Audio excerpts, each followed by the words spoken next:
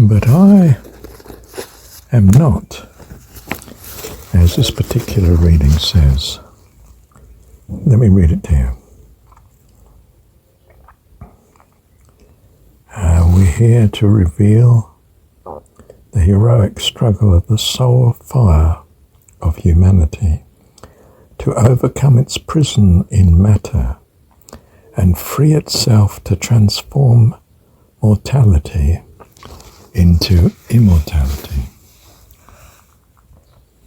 I take a different view. I am immortal already. I'm temporarily in the body, but to leave the body is not death,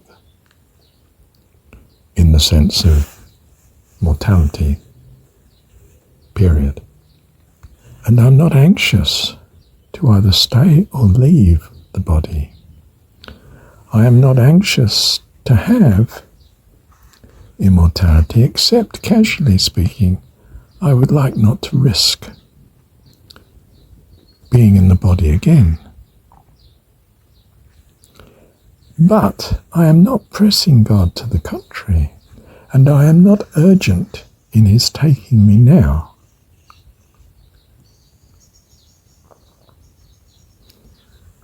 I am trusting him because I see him as my dad, and that he knows best and loves me. And of course I hold this for all life, that God is their dad and loves them.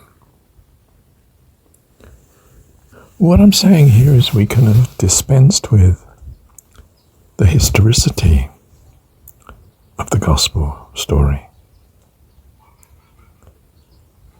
There's no need to throw God out the window as well and just settle for some spark of the divine within without the aid of God, our super being. Do you see, I think that is the fatal mistake of Buddhism. Buddha may have been enlightened, but his followers weren't, and they produced the Buddhist religion. And the Buddhist religion has thrown God out the window. But I don't think the Buddha did. He simply threw the things that are in the way out the window, like the great battle for understanding. Just practice this to receive enlightenment. It's the enlightenment you need. And enlightenment is not theological understanding. It's something else. And it's something else that the religion all but missed.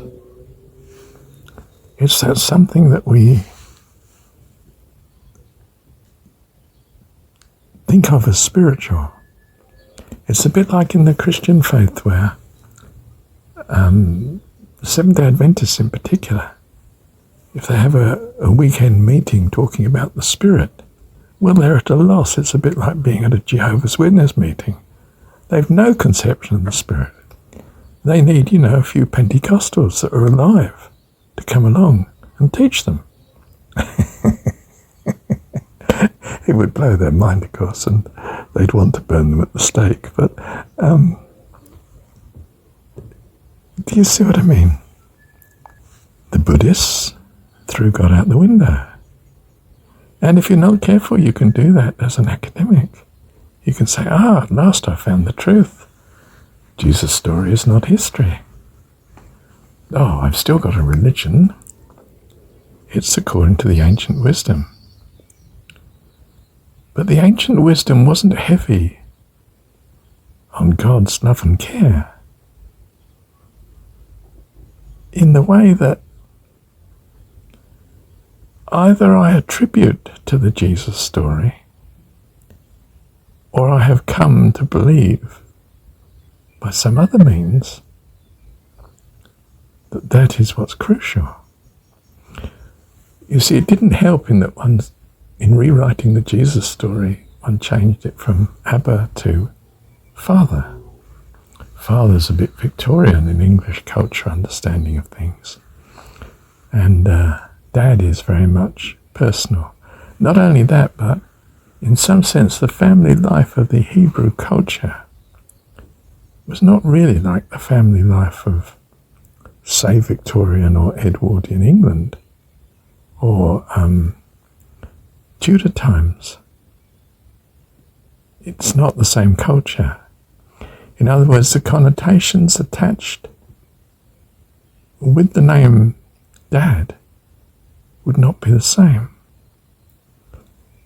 And indeed, in some cultures, like Hindu culture, the female divine mother seems to serve more usefully for some people, like Paramhansa Yogananda. You would have thought it would for me too, since I had such a close relationship with Mum.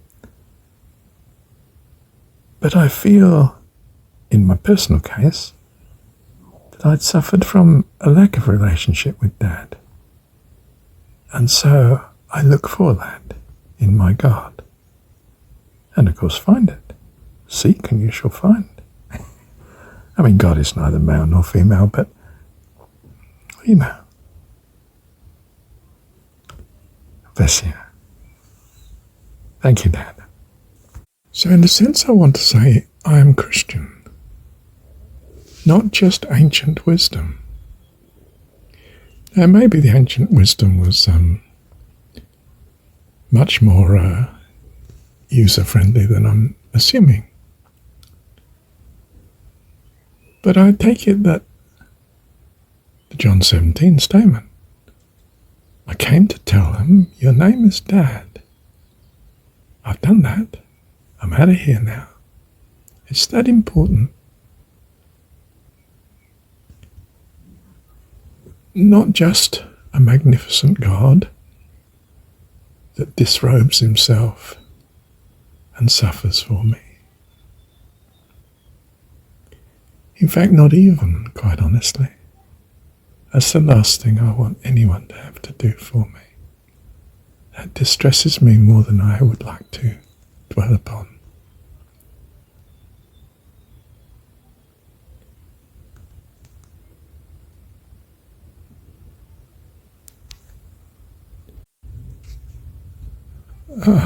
Let me put it this way, I don't want my God's suffering. I just want his loving kindness. And I have that.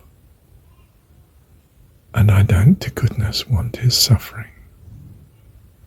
And I don't assume or want to believe or choose to believe that he has to suffer to bless me and help me. When I help my children, it's not a pain to me.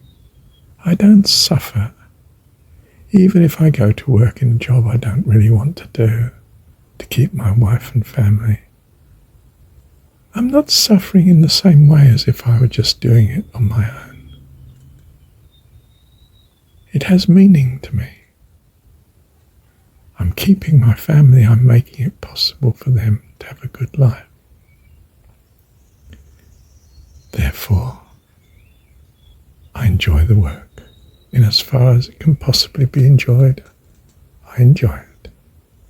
If nothing else, because I have before me, I take the pay packet home and it covers my family, their needs. And that is such a joy to me, because they matter to me. Now that's the degree of suffering I can understand. And sure, I realize that my God may be at great pains to love and care for us.